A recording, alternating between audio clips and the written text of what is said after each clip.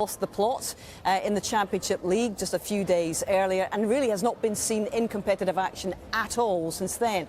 In fact, has not played, I think, in about 8 world ranking events this season. Said he's protecting his health, but it was on Thursday that he announced that he will play. He's been drawn to face Ali Carter on Tuesday and Wednesday in the opening round, and it preserves his ever-present status over the last 33 years in this great championship. How's he feeling about it all?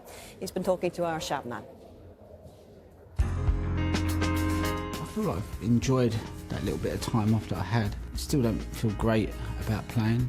Not that I don't love the game, because I do. I just haven't played to a standard, not even to a standard, but just felt, you know, technically executing the shot wise. I've never ever felt like this since I've started playing when I was like 8 years of age. So it's kind of scared me a little bit, if I'm to be truthful. Maybe it's caused me to lose my nerve and my bottle, to want to go out there and play. So yeah, it's been a difficult sort of time, to be honest with you, you know. How did you come to the decision then to actually play? I have it in my head that I would love to play for another at least 2 years, possibly 3, possibly 4. You know, if I could really push the envelope as far as I could go. So at some point I knew I was going to have to try and come back to play. I thought, okay, it's the World Championships, probably not the most ideal one to start at, but seeing it was the last tournament of the season as well, plus I was getting a little bit bored, not really doing much at home, so I started practicing about a month ago.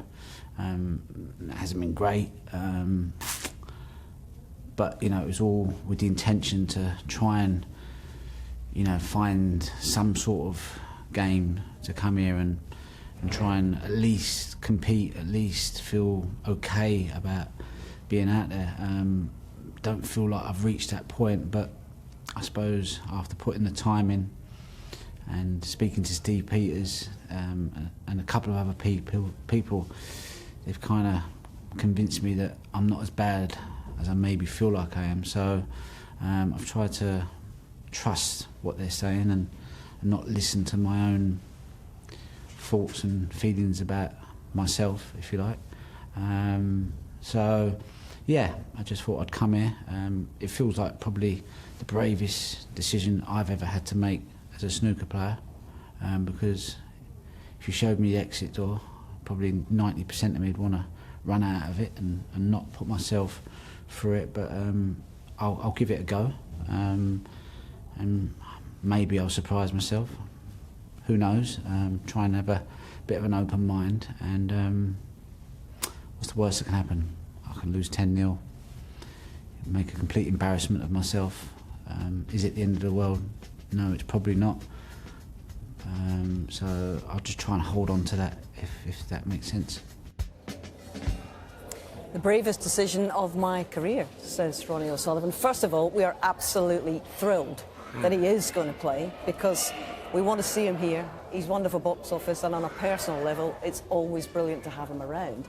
But guys, as established champions like yourselves, have you heard him talk quite as openly about how he's feeling about things? He's talking effectively about stage fright and running through the exit door. It's pretty extraordinary stuff, actually. Yeah, I think Ronnie's always been more candid in interviews than a lot of players, but that's an insight, actually, into how we all feel about the game. Right.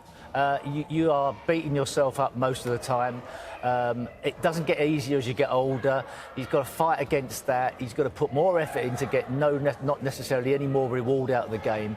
And you do go through the mill, especially when you're out there in the middle. And the fact that a lot of players would not say that in an interview because they would feel it was a weakness. But Ronnie's in a position where maybe he feels that's good for him to get it out in the open, and then he can use that as a springboard to be at base level, and nothing can be any worse than that.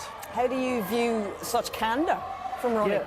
The interesting thing for me is, it sounds to me like, I mean, I've gone through it myself, as we've had quite a lot of coaches, and they can change things. They can be good at the time, but they can change things. It sounds to me like he wants to go back to just playing like when it first started. I'd give anything just to play with the cue action I had when I first started playing snooker. Yeah. And that's the natural way you play. And it sounds to me like Ronnie wants to just get back to that and just play the way he used to play, with freedom, not thinking about anything technically, not thinking about swing thoughts, just saying golf, just playing snooker.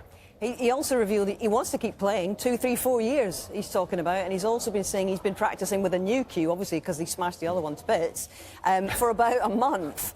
And obviously the man is so talented and he's such a genius, anything is possible with him. But how do you assess the way he's talked and how that might translate into the way he plays next week?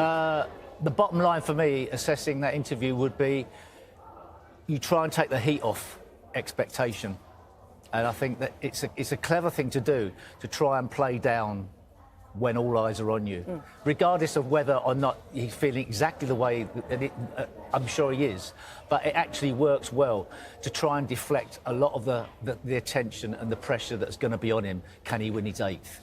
It's better to play it down. There have been players that have come here and given it the big I am, walked out with a big waistcoat with all sorts of sparkles all over it. That's how you fail.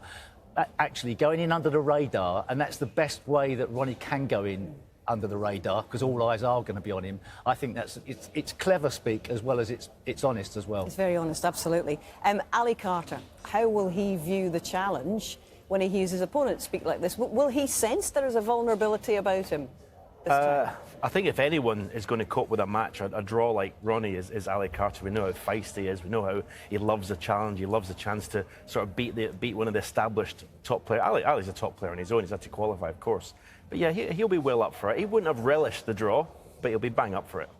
Well, I think we've got to tip our hat to Ronnie for being so honest and to telling us the state of how he's feeling, and we're absolutely delighted that he will be here and he will be in this championship going for an 8th. Good on you, Ronnie. OK, well, back we go to another class of 92 member, and that, of course,